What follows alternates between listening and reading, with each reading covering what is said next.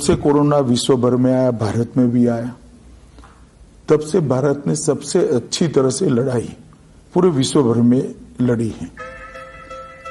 मुझे तो किस चूहे की, किस डॉगी की और किस गधे की नजर लग गई है कि ये कोरोना ही नहीं जा रहा है। मैं इतना दिल रो रहा है कि मैं ऐसा क्या करूं जो कोरोना भाग जाए।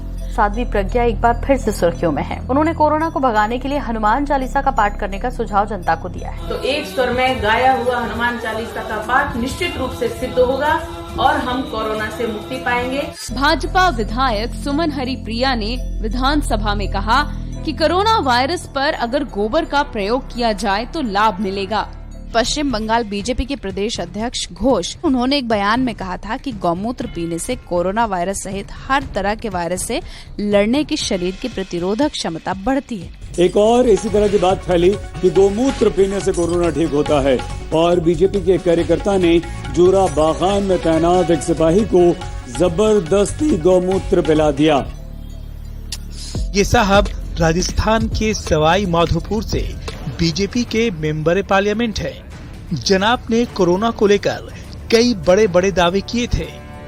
कहा था शंख बजाने से कोरोना नहीं होता, कहा था शरीर पर मिट्टी लगाने से कोरोना नहीं होता, कहा था आग जलाकर उसके बीच में बैठने से कोरोना नहीं होता। लेकिन इन जनाब की हर तदबीर बेकार हो गई जब ये सब करने के बावजूद वो खुद कोरोना पॉजिटिव हो गए। यहाँ पे उनको कोरोना हो गया। Feeling so sad. मैं तो बहुत सैड हूँ, मैं बहुत टेंशन में हूँ। ये सब इमेजिनरी सिचुएशंस, इमेजिनरी बातें, इमेजिनरी पैनिक, इन सब के अंदर आप अपने आप को मत उलझाइए। पैनिक हो इस प्रकार की कोई बात नहीं। पैनिक मत हो, कोरोना के ठेंगा दिखाओ। वाह, हम क्या करें, मुझे कुछ समझ में नहीं आ रहा। कोरोना कब भागेगा? 10-15 दिन में ये आफत शांत हो जाए। 10-15 दिन में ये आफत शांत हो जाए। कोरोना के खिलाफ जो युद्ध पूरा देश लड़ रहा है उसमें 21 दिन लगने वाले हैं। अब आप बिल्कुल मत रोना, 14 अप्रैल के बाद चला जाएगा कोरोना। गो कोरोना, गो कोरोना, कोरोना गो, कोरोना गो। लेकिन ये कोरोना ने ना जीना हराम कर दिया है। कोरोना को मत डरोना, कोरोना को मत डरोना, कोरोना को अभी अभी मारो ना। ये कोरोना कहीं मुझे मिल जाए तो मैं उसका गला घोड़ दूं। कोविड आज का दिन में नहीं है, मास्क पहनने की जरूरत नहीं है, तो क्यों बेकार का आप एक पैनिक क्रिएट करें। जब होगा मैं बता दूंगा लोगों को कि आज से पहनो। आप कौन है भाई? देखिए, ये खुद स्वास्थ्य मंत्री हैं। कुछ नहीं हो सकता। तो इंदौर से इस वक्त एक बड़ी खबर निकल के आ रही है जहां पर मंत्री नरोत्तम मिश्र का मास्क पर बयान है कि मैं कहीं नहीं पहनता मास्क। मैं सबको यहाँ पे पकड़ पकड़ के बोलती हूँ मास्क पहनने के लिए। मास्क पहले मास्क पहन। किसी कार्यक्रम में नहीं पहनता मैं, इसमें क्या होता है? क्यों विशेष नहीं पहनता नहीं हूँ मैं। मास्क लगा। तेरा चाचा है कोरोना, मामा काका है, पड़ोसी है जो तुझे नहीं होगा। One nation, no mask. You get my point? ना। दोस्तों एक बात सुनो, थोड़ा सा पीछे तो हटो। ये बुम थोड़ा सा पीछे हटो। सोशल डिस्टेंस थोड़ा सा प्लीज आप रखिए। देखिए, जो भीड़ दिखाई पड़ती है हर जगह पे, इतनी प्रचंड मात्रा में भीड़ दिखाई पड़ती है। पीछे दिखाओ भैया, आप आपकी चैनल को विजुअल दिखाकर बताइए। सोशल डिस्टेंसिंग हो रही है यहाँ पे? नहीं हो रही है। क्यों नहीं हो रही? कोरोना सब भाग गया है नरेंद्र मोदी के सवाल दे कर करके। अच्छा, मैं आज आपको एक शिकायत करना चाहता हूँ। करूँ? आपके खिलाफ है शिकायत, करूँ? बुरा तो नहीं मानोगे ना? लेकिन मेरी शिकायत जरा देखिए। आज चारों तरफ मैंने ऐसी सभा पहली बार देखी है, पहली बार देखी है। अब बताइए, मेरी शिकायत मीठी है कि कड़वी है? जब 2020 में कोरोना हुआ तो हम लोगों ने ये सोचा ही नहीं कि डिस्टेंस की कितनी जरूरत है। हमने फिर लापरवाही करी, हमने समाज के हमने चुनाव किए।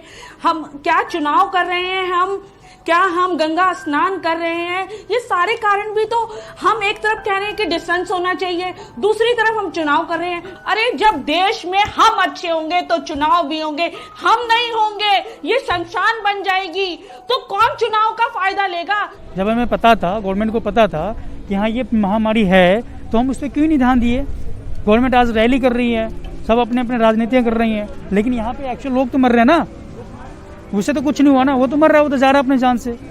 लेकिन मैं ये दर्द को महसूस कर रही हूँ, मैं अपने लोगों को देख रही हूँ कि वो मर रहे हैं, ऑक्सीजन नहीं है। वाकई देखिए, ऑक्सीजन की किल्लत का अगर किसी ने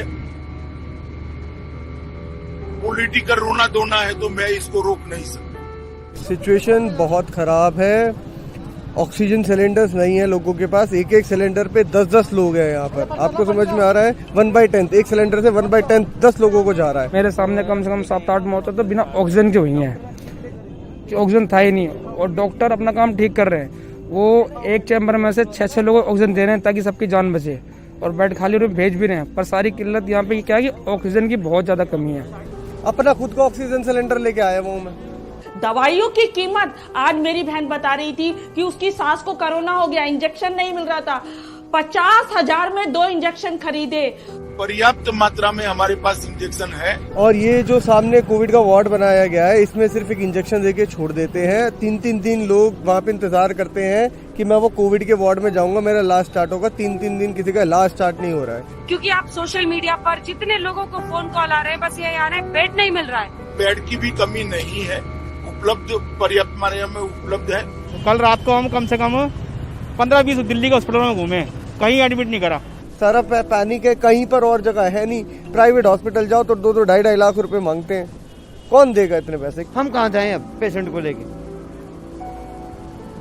मैं ये कहना चाहता हूँ, हम कहाँ जाएं पेशेंट को लेके? अब कहीं ऑक्सीजन सिलेंडर नहीं है तो कहीं बेड नहीं है, लोग इस हॉस्पिटल से उस हॉस्पिटल की तरफ भाग रहे हैं। इंफ्रास्ट्रक्चर की जो कमी है वो साफ देखने को मिल रही है।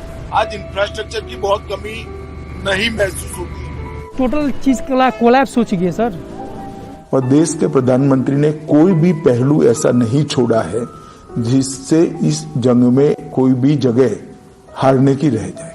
क्यों चुनाव कराए, क्यों गंगा स्नान कराए? ये तो मैं सरकार से भी इस बात पे, मुझे चाहे कोई भाजपा की प्रवक्ता से निकाल दिया जाए, निकाल दे। मैं भाजपा में बाद हूँ, भाजपा की प्रवक्ता बाद में हूँ। मैं समाज की लड़की हूँ, समाज की महिला हूँ, समाज की नागरिक हूँ। दीदी, ओ दीदी,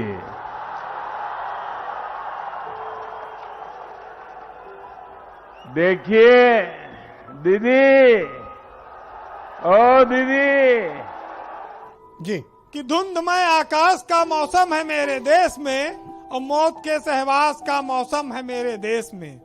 और शोर कैसा भी हो सुनने में नहीं आएगा अब, और इस कदर उल्लास का मौसम है मेरे देश में। और चुप रहो या कीर्ति गाओ, और तुमको पूरी छूट है, और अब खुली बकवास का मौसम है मेरे देश में। मैं मोदी जी को ब्रह्मा विष्णु महेश कहूंगी, बिकॉज ही रॉक्स। 20 साल तक उनको कोई हिला नहीं सकता, उनके सिंहासन को। इस वीडियो के सामने आने के बाद सवाल तो बनता ही है, अगर हम करें तो करें क्या, बोले तो बोले क्या? क्या बताऊं आपको, नाचना नहीं आता है और अंगन टेढ़ा है। आप जो मेरी आलोचना करते हैं वो मेरे लिए बहुत बड़ा खजाना है, वो मेरे लिए गोल्ड माइन है।